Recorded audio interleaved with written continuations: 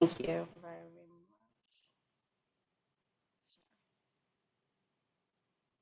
Please confirm you see my screen. Yep. Thank you. Okay.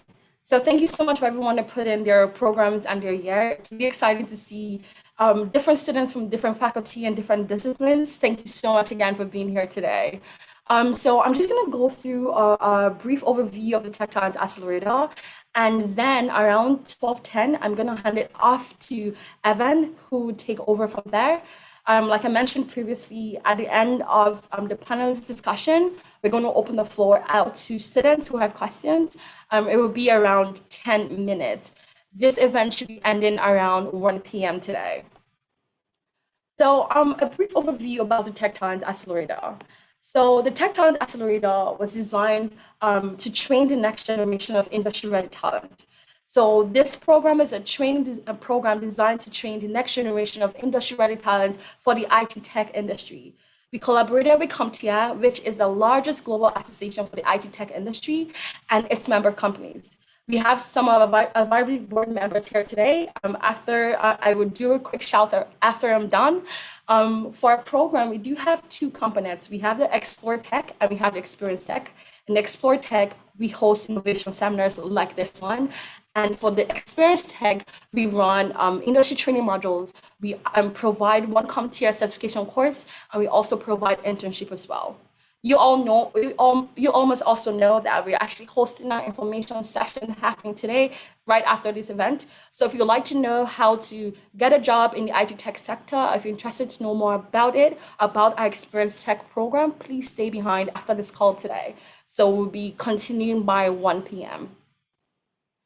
So here is our Tech Talent Advisory Board members. So we have Rita here today. We have Adam here. If you're here, please unmute yourself and quickly say hello. Hello, everyone. Welcome. Thanks for joining. It's going to be a great topic today. Looking forward to hearing a lot about the emerging technology. Well said. Thank you, Rita. Absolutely. Welcome, everyone. Thank you so much, absolutely. everyone. Thank Welcome, you so everyone. much. Oh, hi, Cynthia. Cynthia is here Hey, as well. Jessica. Thank you so much for being here. Thank you. So we meet on a bi-weekly basis since October 19, and we just we sit down and talk about how can we make this program better for you students. And they've all contributed to the training modules that we've created and is accessible to our students. So without further ado, I would like to introduce our guest speakers here today.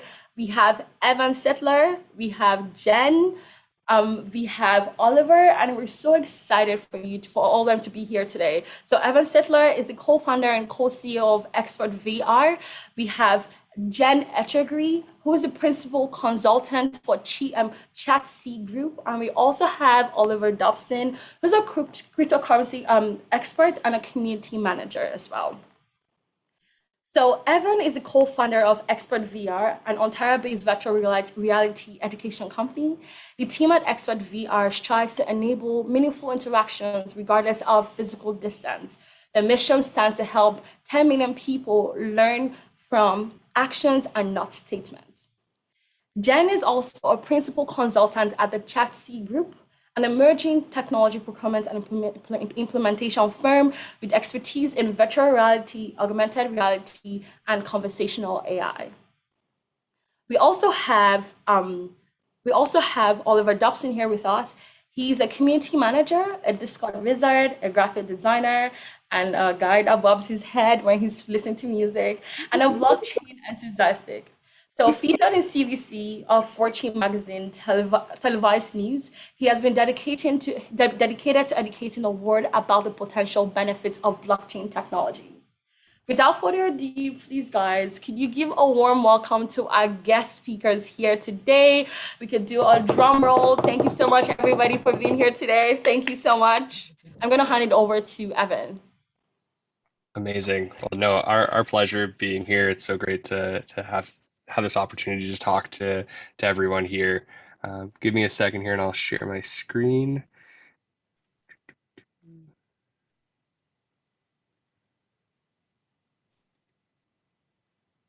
Right, can everyone see that Yes.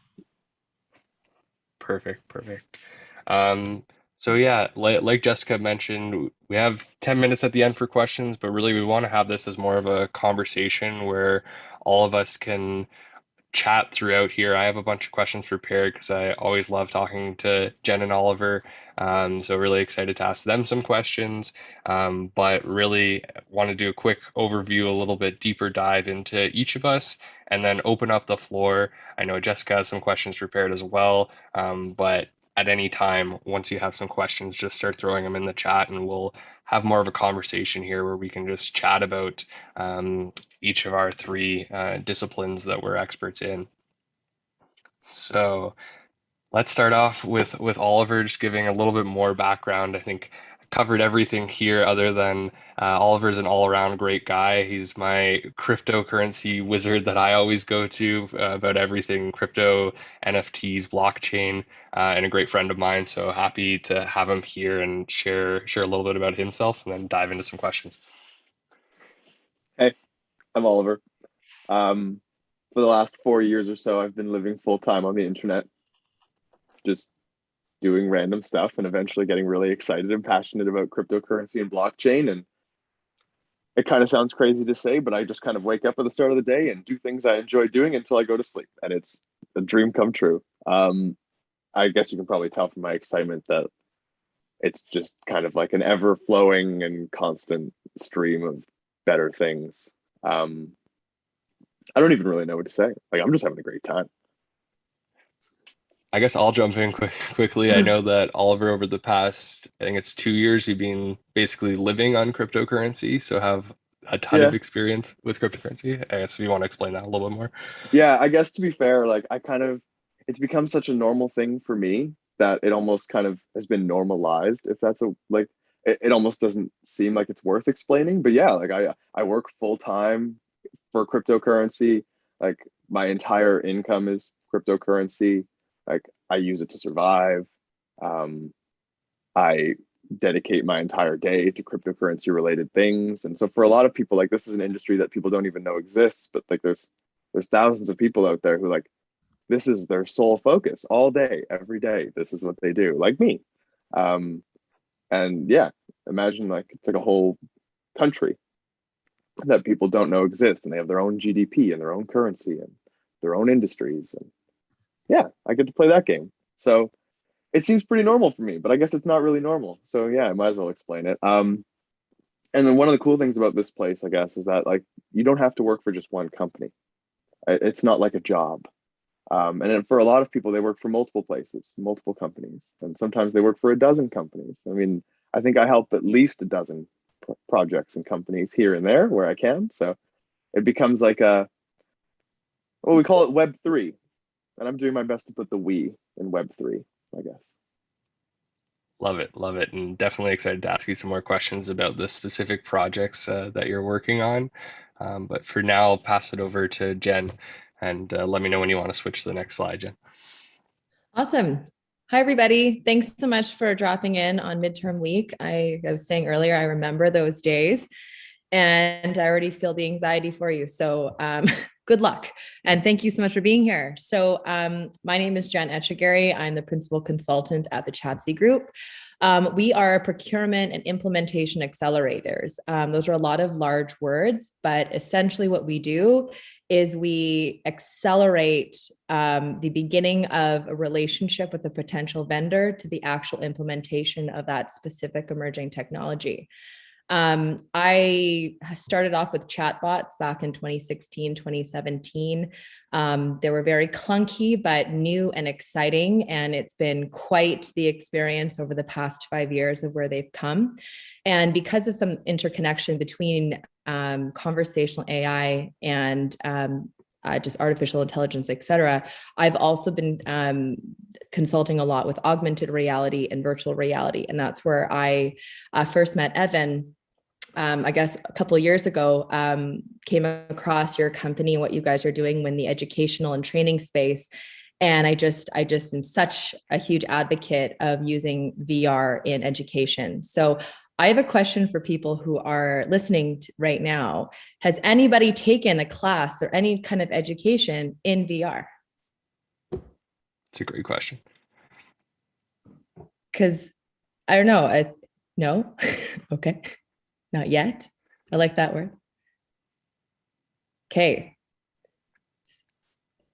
So it seems like so far not too many people have. And I'm super excited because this is a good starting space for it. Not too many people have from an education side, even on the corporate side.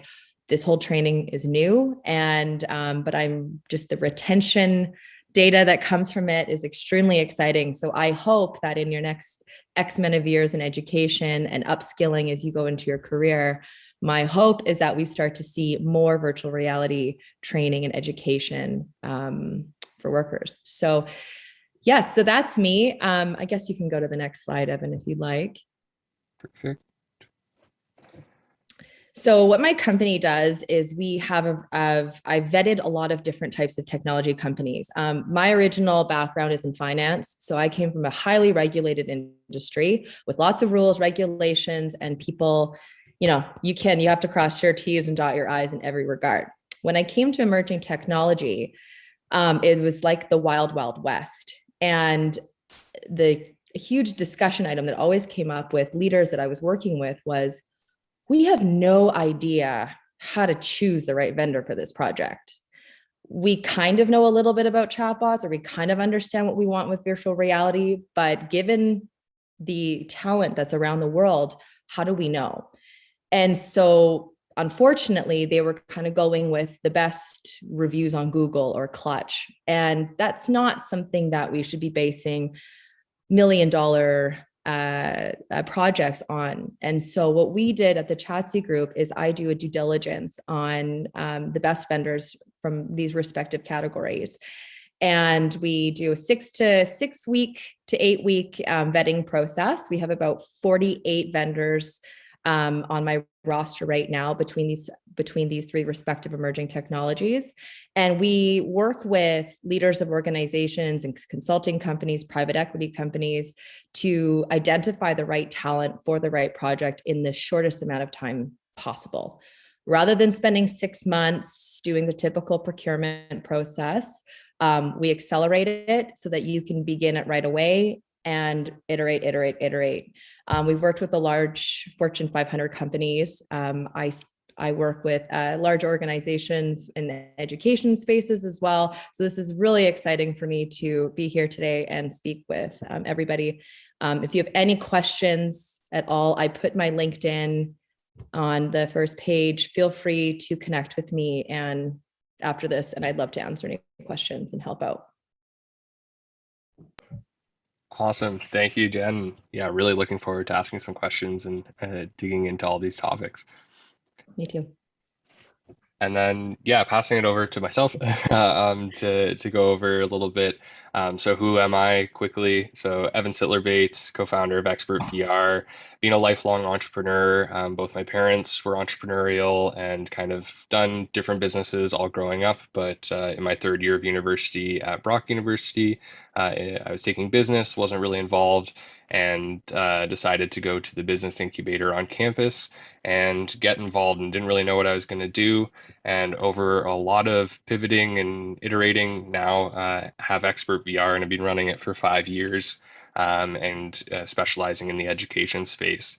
As you may know, as Ryerson students, we actually just joined the DMZ a month and a half ago in their second cohort. So really excited to be part of the Ryerson community. And we're actually, or I'll actually be at Ryerson for the first time and at the DMZ for the first time as a resident company next Tuesday. So really excited to come by.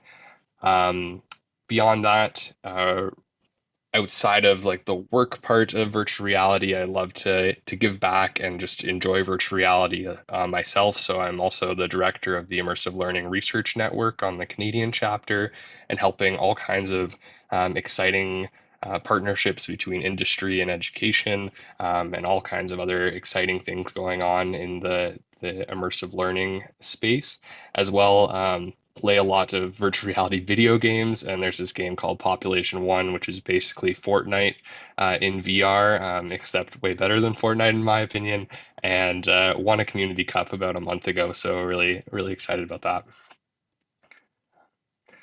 And then who is Expert VR? So like Jessica mentioned, our mission is to enable meaningful interactions regardless of physical distance. And with that, helping 1 million people learn from actions, not statements. And that really just comes from myself and everyone on our team going through education, and especially myself in the business sector. Nothing's really too hands-on other than case studies. And so bringing more hands-on and more realistic simulations and practices and training into the education space so you can understand what's going to be happening in the real world once you're done. So we've worked with all kinds of different institutions with this, as well as some enterprise companies. There should be a video. There we go. Video is just loading up. But to give you an idea, virtual reality is very visual. So I have 2 quick videos to show you. I don't know if you can hear the audio. Can you hear the audio? No? Okay, perfect. Then I can just talk over it. But basically, this is a simulation we built for Conestoga College where we were training students on how to investigate a crime scene. So you can imagine in policing how difficult it is to learn how to investigate a crime scene and do all kinds of different policing tasks and learn those skills. So actually getting to do that hands-on and be able to repeat it again and again has now helped over 400 students for the past 2 semesters, and now going into our 3rd semester, learning with these tools. And they can go in VR, but also can go on their computer with just keyboard and mouse and use all of these tools that they'd be using in the real world to investigate a crime scene. And you can see here, there's dead bodies just like you might actually run into in a crime scene, but there's also break-in enters, assaults, and all kinds of different scenarios that they're put into, and they run into a different scenario every time.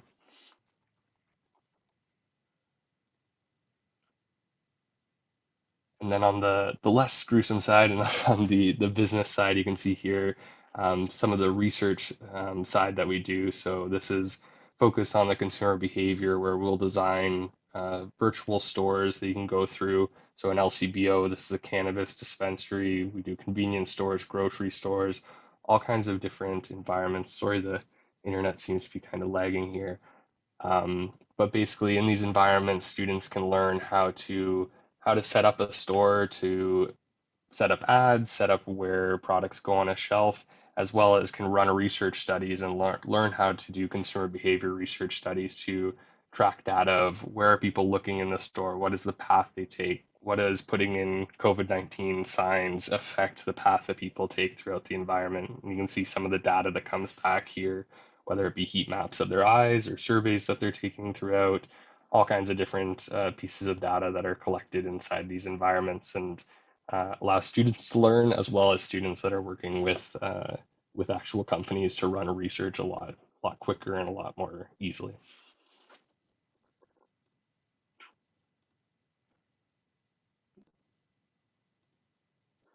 There you go. So yeah, really great to be here with Jen and Oliver, and really excited to answer any questions that you have. Like I said, I have a bunch prepared, and I know Jessica said she has some prepared, but really would love to get started with any questions that you have. And if you don't have any to start off, I'll start asking some, but I'll give you a second to put some in the chat if you have something that you want to start with.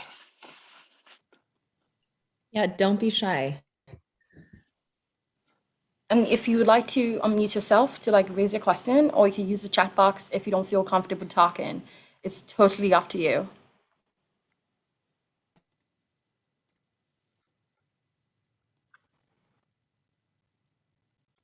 Hey guys, I guess I'll ask. Just like a basic question. I'm in second year now, and I'm pretty I'm trying to cover all bases and stuff. But how did you guys get started in your particular streams that you guys do? I know you guys are very specialized right now, but I just want to know how you came to know about your stream and how you got started. What program are you in right now? Computer engineering. Okay. Yeah. It's a good stream. I hope so. I Lots mean, of I options. was, Yeah. yeah, I was just, I'm more about like covering everything and learning everything before I choose. So that's why I thought computer engineering was like a very broad thing. That's a great question. I'll go very, very quickly. So I started in business, like at finance.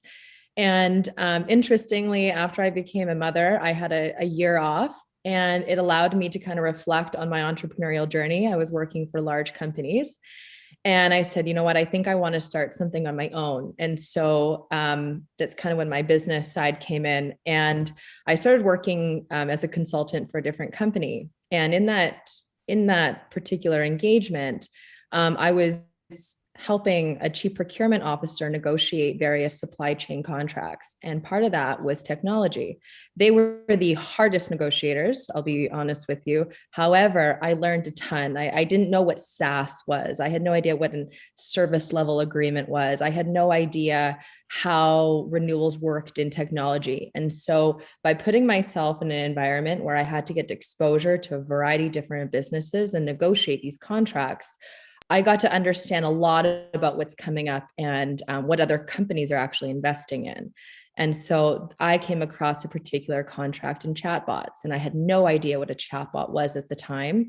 And as I started to investigate it, I realized like, wow, the CAGR on this is crazy, right? It's going to grow over like X percentage. I think it was like 27% over the next like 10 years. And I'm like, well, I should probably look into this.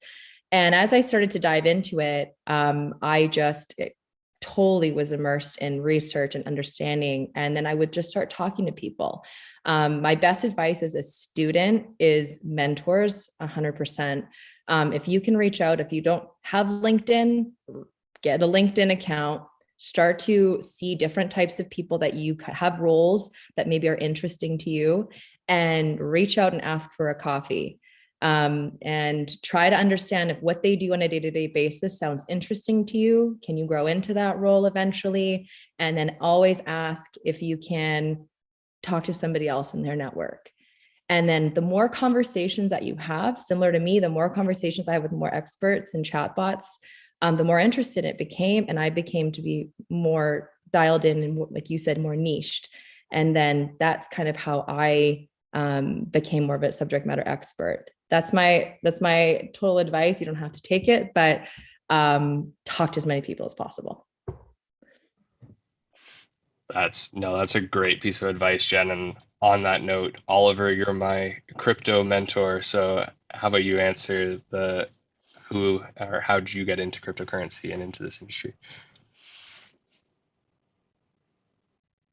Yeah, sure. I guess I kind of, to be fair, I'm partially here very much on purpose and partially here like because I fell ass backwards into it. So I was going to Brock as well with Evan.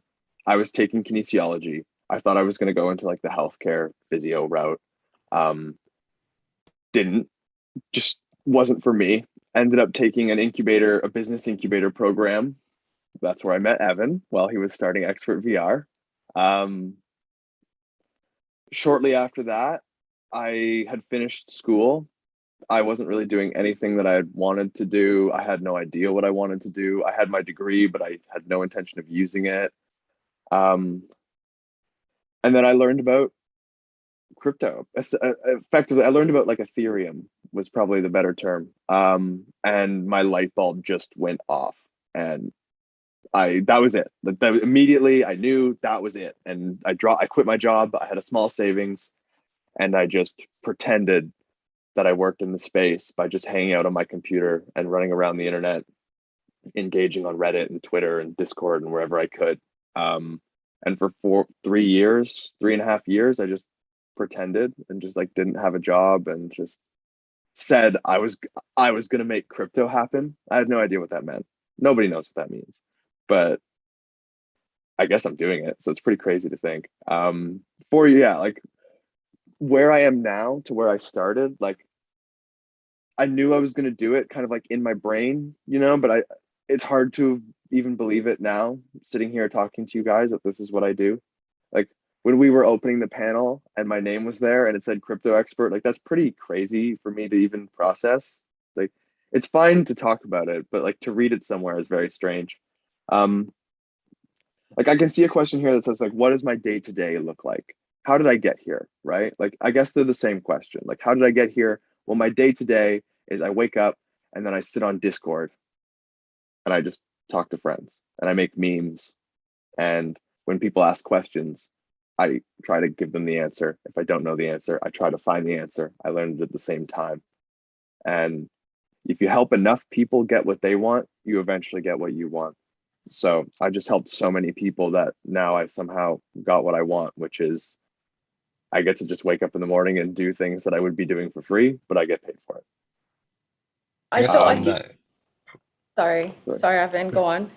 I was just going to say on that note quickly, for those who don't know what Discord is, could you kind of explain what Discord is and like the importance of that, like really in the crypto space?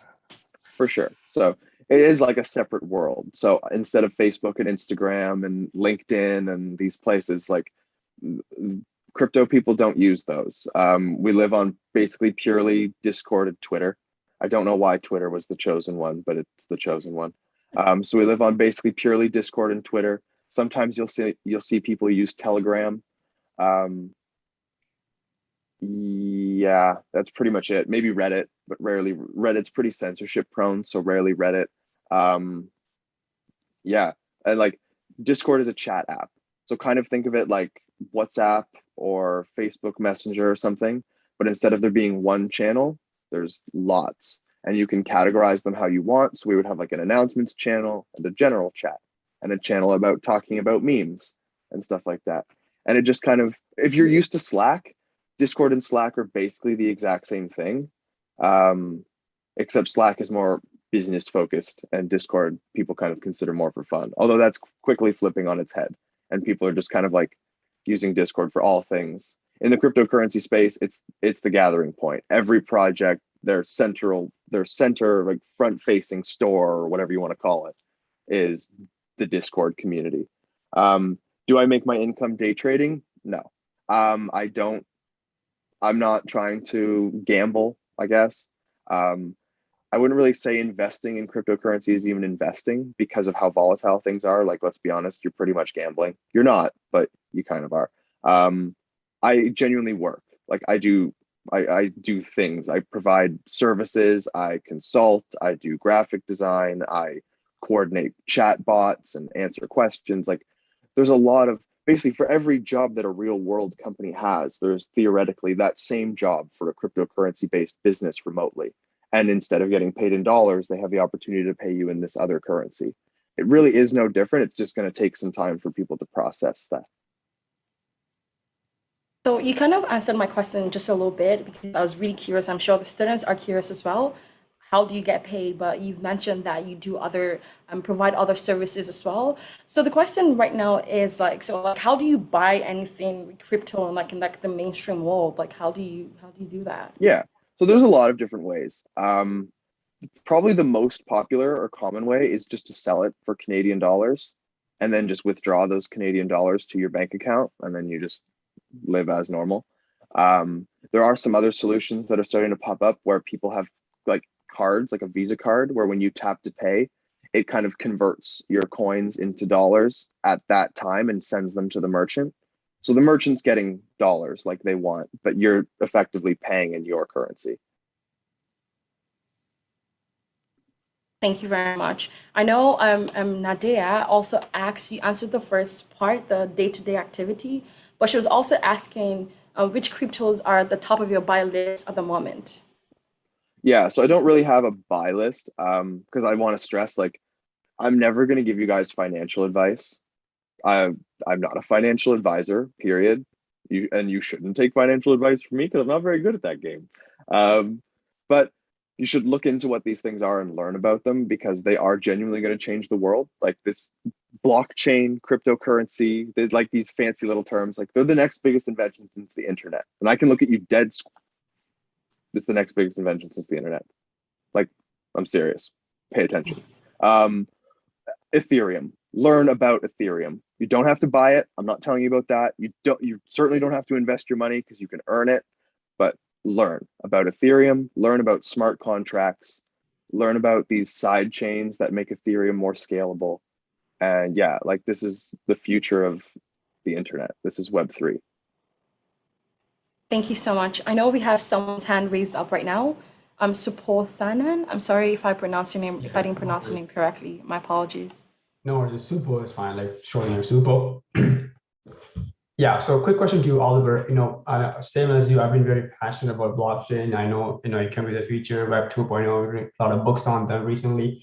So when it comes to, Bitcoin, blockchain, Ethereum blockchain, they usually like store like, transaction stuff like that. How do you think how does it work when you want to store like just data, personal people data? How does that work rather than only storing like transactional data? Like say like my address or whatnot, stuff like that. For sure. You just nailed it right on the head, actually. So Bitcoin is transactional. It's for currency. It can only do money sends. So you're right. It's just a ledger of transactions. But Ethereum is a general purpose blockchain, and it can store any kind of data you want. So they basically just, I think of it like a cloud server, but massive and decentralized. Okay, so we're able to store just like anything other than just transactional based. Yeah. And in some cases, like let's say we're talking like an image file. Like, could you theoretically store the data of an image file onto the Ethereum blockchain? Yes. But data space on a blockchain is very, very expensive. So what you would probably do instead is like upload your data to something like IPFS and then reference that data in your smart contract on the blockchain. I hope that makes some sense. So that's how I guess NFTs are able to store on Ethereum versus a Bitcoin blockchain. Yes, exactly. And in a lot of cases, it's also worth noting the artwork behind an NFT actually usually is not decentralized. It's not stored on the blockchain. This is something that I think people should kind of understand is like, there are certainly cases where the artwork that goes along with an NFT is stored on the blockchain along with, the whole data. But there's other cases where it's not. And so there was one famous example where an artist did a sale and they sold a bunch of art. And then later on, a common term in cryptocurrency is rug pull. And so he did an NFT rug pull by essentially, after the sale, he flipped everyone's artwork into pictures of rugs. And so if you went to your wallet and to look at your piece, you would have had a picture of a rug instead. Okay, can you have one more question for time? Sure. Yeah, so let's say if you were to write a program on Ether or something, do we have to use like Solidity or something, or can I just use any commerce language to? Solidity is the language for smart contracts on Ethereum. There are other blockchains that don't use Solidity, so you might actually prefer using another chain. And there are probably also services that would essentially allow you to write in, say, JavaScript and have, or some like write in Python and have it work in Solidity through some kind of conversion process. But to be fair, I'd probably just say learn Solidity. It sounds like a crazy thing to say, but I'm pretty sure Solidity developers might be one of the most in-demand jobs that you can find right now in terms of how many people there are to supply the jobs and how many people are hiring for Solidity developers. It's absolutely wild. Like, if you understand how to code Solidity and have like 1 year's experience just messing around on you can get a 6-figure job with 1 year's experience and a very short GitHub profile. Really? Solidity is the way right now. So I'm not your financial advisor, but I can certainly tell you that there's some opportunities that don't involve investing. All right, thank you so much. Cheers. Thanks for the question, Supo. To veer off from the crypto side, and I'm sure we'll come back to some more questions there, and passing it over to Jenn. One question that I thought would be interesting for everyone is, where do you see, I guess, chatbots or virtual reality, augmented reality, where would students see that in their daily life today, and where do you think they'll see it in their daily life in 5 years or so? Good question. So I think even to piggyback off Oliver, we're already seeing technology impact our life, especially with the pandemic. Everything is just accelerated.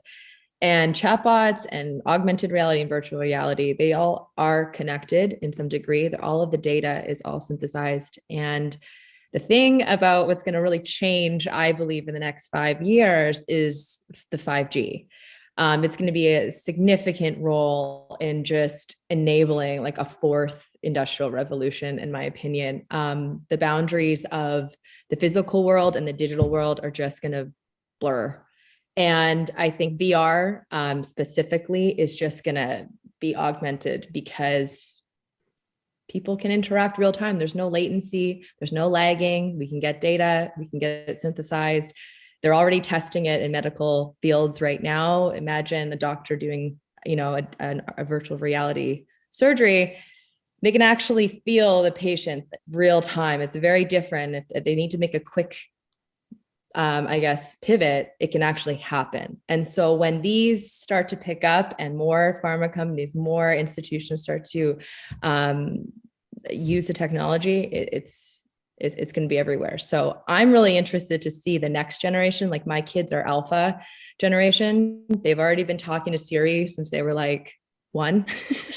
And so I'm really fascinated to see how that generation has an immersive from a voice technology standpoint immersed. I'm really excited to see how they use technology for research, information, talking to people, connection, etc. because there's going to just be this metaverse blurring effect. So I'm really excited for it. I think it's just a matter of 5G and adoption.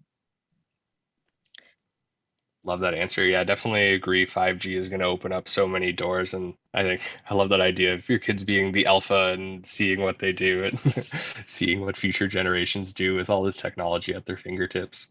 Yeah. I guess passing the same question over to Oliver in your side of things, is there anywhere that today students like in their daily lives that aren't really into crypto, is there anywhere where you would say crypto is already impacting?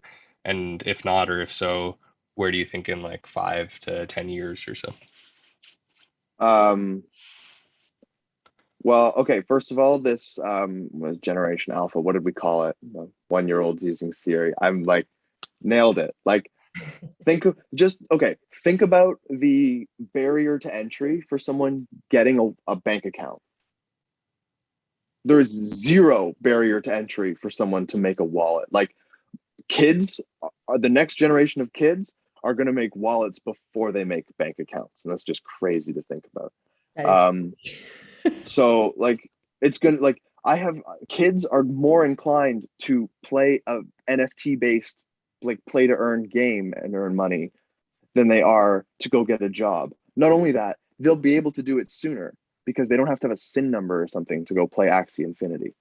Like kids will start making money and having wallets sooner and on their own terms. So that's already happening. So that, and like some kids are already doing this. There's a lot of really, really talented teenagers, like artists, especially, right? Like there are kids who dedicate so much time and skill to things that they're just not really careers at that age. Until now, they are now. It could be an NFT, like exactly. So that's one thing. The other big thing for me is education.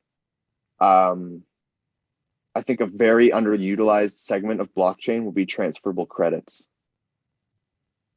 People think of blockchain as money, but it's so much more than that. It's the ability to have anything stored trustlessly on like a decentralized ledger that can be accessed by anybody.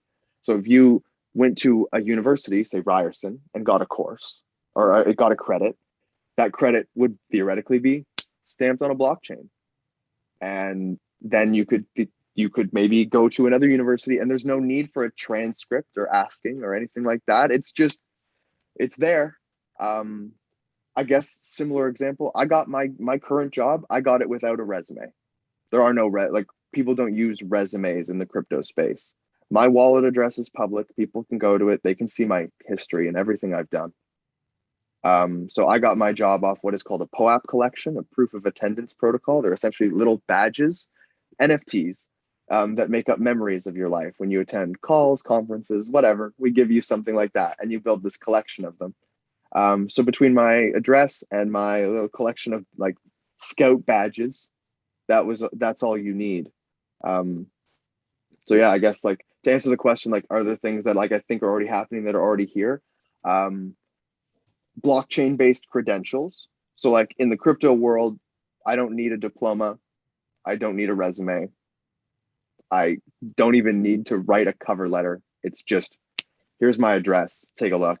And then from like a accessibility standpoint, like you don't need a SIN number, you don't need a bank account. Like you don't need to be 16, you don't need to be 9, you don't need to be 18. Like it's just, you start when you want, you can do anything you want, and it's already there. So I hope that rant kind of made sense. Oh yeah, that was great. No, I would say I agree. It's funny when you say the no resume situation. It's happening. I see it all the time when I have people asking for recruitment. Like, do you know somebody who does conversation design, Jen? Do you know somebody who does this? And it's like, well, here's the portfolio. Here's what they've done, right? And here's a little video. And that's enough to get them a job because of all of these new roles that are happening. And I would say millennials and further older generations just don't have the education or the know-how, or they have no idea. They still are trying to update their CV from 10 years ago. So it's very, very real. Yes. Yeah. I'm pretty pinned on the idea that like the age of knowing is over and now we're on the age of finding. I like that. There's you don't need to know anything anymore. Everything's out there. You just need to know. The only thing that you need to know is how to find things. Yes. Be great researchers and have a great toolbox to, yeah. And it's very complementary to even from an enterprise. Like I do a lot of enterprise applications for chatbots. And the number one right now specifically asked chatbot is an informational chatbot that you can be able to find things, because their intranets in enterprises are just bonkers, right? They have information everywhere, and a poor employee or onboarding employee trying to find something in the intranet, it's like impossible. It's like a mission impossible. And so these chatbots are, you can actually just even talk to them from an accessibility standpoint. Hey, I need to know where that HR document is 2.1, and then they'll just bring it up for you and you don't have to really look. So that's been what we've been up to a lot of different companies, but their data is all over the place as well. So that's another huge problem, which I think companies not actually operating in the cloud space and actually operating on the blockchain is going to be a huge differentiator as well. I can see it. And I guess on that note of finding things, and as a business trying to find solutions, or as a student trying to find a business to work with or work for, like, Jen, what is the best way to find that right business or vendor when like in the crypto space, there's just so many things out there, and chatbots, virtual reality, there's so many companies, and even though they might have a good demo reel, like how do you know which one's actually good over another, or which one's right for you as a business or as looking for a job, I guess? Yeah, great question. So again, for a living, I try to find the best of the best around the entire world. One of the best part about my job is speaking with founders like yourself, Evan, and trying to understand who you are, what you're about, what your company is able to do, and what your talent's like, and where you source your talent.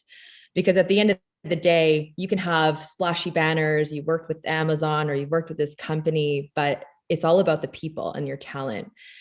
And so if I'm a company trying to find XYZ vendor to do a VR project, Google is just very overwhelming. So you need to speak to an expert if you can, possibly, to understand who's who in the realm.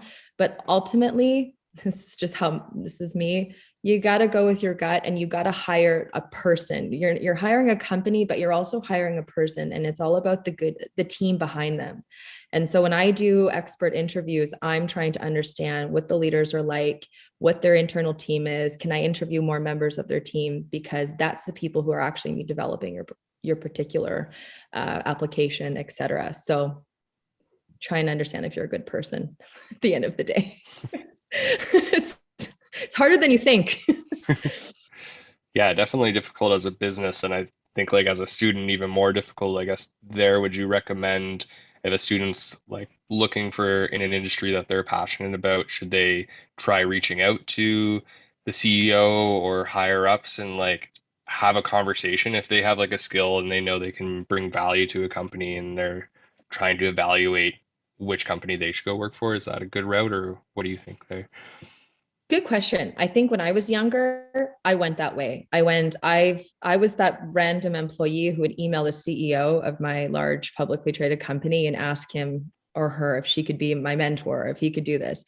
And I no shame in the game of just asking the higher ups. I think people are scared initially. You'd be surprised. But number two, if you can, like I said earlier, if you can find somebody or a role that you're particularly interested in, I recommend trying to talk to the person just above that or the person actually doing the role, because, you know, I deal with a lot of key stakeholders when I'm having large meetings, and 80% of them have absolutely zero idea what the actual technology is about. They're just very, they're very about their numbers, making sure they look good, making sure that, you know, this innovative project is actually going to yield results, their KPIs are met. It's the actual people, the team who's involved with the actual development, the product owners, they're the ones we're dealing with on a day-to-day basis. They'll be the ones to actually give you the real honest truth about their day-to-day and if it's something you want to do. So higher ups is one route, but I actually think go right to that subject matter expert if possible and talk. And again, everybody here, like I said, I have a large network, variety of different technologies, actively hiring at all points. So if you have any questions or anything, please feel free to connect with me on LinkedIn. I love helping people connect with people that can help them. That's one of my favorite things about my job. Do you mind if I jump in for a super short sec? For sure. I just wanted to point out that, like, I don't know, I really like what you're going on with this, and just that, like, I think one of my biggest epiphany moments during this whole talk, just spending all day talking to people thing, is that, like, no matter what a person's rank is or their job or anything, like, they're not like, and it sounds gonna sound cliche, but like, they're just like you. Like, they're not better than you. They don't sit there thinking like, oh, I'm a higher rank than this guy, I don't have to answer his questions. Or at least like in my case, it feels like most of the people that I'm talking to, I don't even think about their position, or like, and they don't think about mine. We're just equals. It really changed the game for me when I kind of just started reaching out to people and not as my boss or my mentor or someone that I need help with. It was just, hey, you're my friend, or hey, you're someone that I like to talk to, and as simple as that. And that energy of like, we're just here, like, I'm not trying to get anything from you, you're not trying to get anything from me, it's just mutually beneficial relationship, that goes a long way. Also, lead with how you can help. Like, if you're asking someone for help, you lead with an if I could you, if I provide something of value, could you help me with XYZ? I'm going to use that with my kids tonight. That's great, Oliver. That's amazing. So Love. Oh, go ahead, Jessica. So we do have a lot of questions. I see Oliver has been answering a lot of the questions on the chat function. So thank you so much, Oliver, for reusing that, because we do have 7 minutes until we're done, actually 6. Jenn, there are some questions that are kind of similar. I'm just gonna pose them to you right now. Sure. Maybe you could answer. I know Asha and Supo had like similar questions. They said, what transferable skills were you able to bring from the finance profession to your current role? And Supo was saying something like, how did you go from the finance major to the tech side? Did you learn the tech side of things by yourself during the early days? How did you navigate that? Great question. Yeah, I'm sorry, guys. I'm seeing these now in the chat.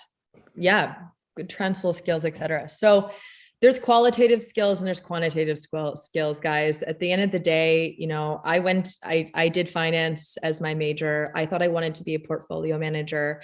I ended up marrying one and decided I don't need to do that at all. And that industry was very A or B. And I had so much creativity inside me that it just led me to technology. And technology, there's so much room for it, creativity and your personality, and being able to brainstorm different user journeys or improve upon different failures. There's so many different transferable skills into tech. It's funny, I'm a podcast host of the Non-Technical Technical Club. And the whole point of this is to try to bring people who have non-technical skills. Maybe you're a great copywriter, or maybe you're a great designer by trade, but you want to get into tech more and get into user design. I'm a huge advocate of this because there's not enough creatives in this space. I think there's a lot of great technical people, but a lot of the roles that are in technology, you need to have attention to detail. You need to make sure that, you're a great researcher, you understand your target markets, you have a marketing background, you have a bit of a sales side. There's so much in tech that you can move over. Myself, again, in finance, moving over to technology, I learned a lot of it myself, but again, I also reached out to a lot of different experts in my early days and just piggybacked on their experience. At low cost, I would actually do a lot of free implementations. I would just try to piggyback on certain chatbot applications to understand what types of problems come up, or what kind of questions do clients ask a lot of the time, what are their main pain points. And I would write all those down and make sure that I was learning them, and I kept continuing to address them ahead of the time. And that's kind of how I became this. To Oliver's point earlier, it's still, again, I've had my business now for 2.5, 3 years. Being a principal consultant, running this by myself, it's no easy feat, but it's, in my personal opinion, it's better than working for somebody else's large company. And so doing this on my own and learning on the fly and just coming up with a lot of confidence, even if you don't feel confident, is really important. And yeah, just have an open mind. Don't ever close off opportunities. Sorry, that was really long-winded. I hope I answered that. If any follow-up questions, let me know. Thank you so much. That was perfect. Thank you so much, Jenn. No problem. Evan, I'm going to pass it over to you. Sure. Yeah, I don't see any other questions here in the chat. I think we had one more. There's one more? Yes. We had the question about how can VR transform the medical industry? And do you think doctors and medical students could be trained more effectively through VR? I see Oliver is really excited. I know, we're all like, yay, question. Yeah, I guess I'll jump on that one first, and then pass it over to Jenn, and if Oliver has anything to add. But yeah, definitely huge. VR is kind of taken off in the medical industry. It's kind of one of the first industries that VR, because they have the budgets to spend on training and on the VR equipment, and because they know that there's so much at risk if you make a mistake during a surgery or during different all kinds of the different things that they do in the medical field. So it's huge for the medical field. And I think the biggest part about it on the training side is you can do something repeatedly again and again, whether it's the exact same surgery that you're practicing for, or if you have a scenario that you go into and every time you go into the scenario, the simulation throws something new at you and you have to overcome that challenge. It's something that is very easy to do in virtual reality and very hard, first of all, to do in the real world when you're training, but also very costly if you're working on cadavers or different things along those lines. So I know a couple of universities in the States now have a fully built out virtual reality lab that's a cadaver lab, but all in virtual reality. And it's crazy, the cost savings. I think it was something like 30 million to build the lab in the first place, and then it was millions of dollars, or at least $500,000 or something per year to keep everything updated and to have the cadavers there and everything. And now it's costing it costs $100,000 or so to get it up and running. And I can't remember all the exact costs, but it's phenomenal how much those costs have come down, and now how much more training these surgeons and people can get in the medical field. And then definitely on the augmented reality side, there's so much as they're doing surgery and as they're doing things.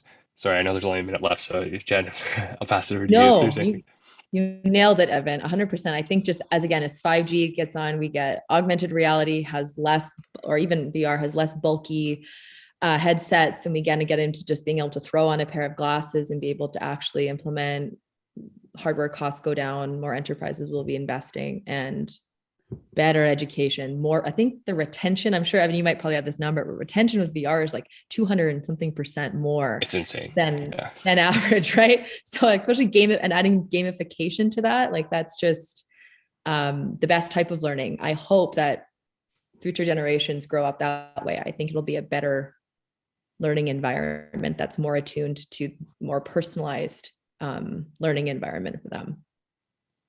For sure, for sure. I guess just to quickly add at the end, I know Jenn mentioned it, that she's on LinkedIn and happy to connect. Same with me. Oliver, I know you're not you're on LinkedIn, but not on there all the time. So maybe your Discord is better to connect with. But... If you guys want to find me on Discord, you're more than welcome to. My username is Oops.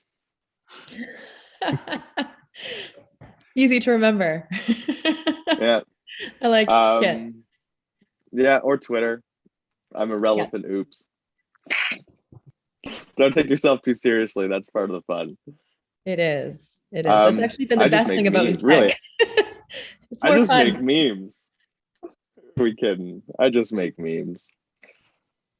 Yeah. Well, thank you so much for having us, Jess and Ryerson, and all the students. If anybody have any questions, feel free to follow up on LinkedIn or send an email, etc. I'm old fashioned that way, but I do have Discord, but I'm not as active on it. I should be now. You've motivated me, Oliver. Yeah, probably. Yeah, very cool. Great. This has been awesome. I'm pretty pumped. Thanks, guys. So I always enjoy doing you, everyone. This. Yeah.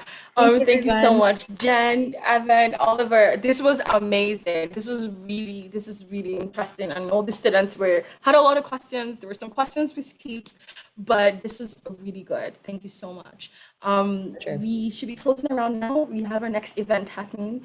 But if you guys, I just want to do a drum roll again. Thank you so much for everyone that came in today. Thank you for taking the time to be here today. We really appreciate each and every one of you. Jenn, Evan, and Oliver, we hope to have you here again. So thank you so much. If you're attending our info session, please jump over to the next Zoom section, and I'll see you guys all there. Thank you, and have a good and lovely day. Good luck with your exams, everyone. Yes, good luck. Thank you.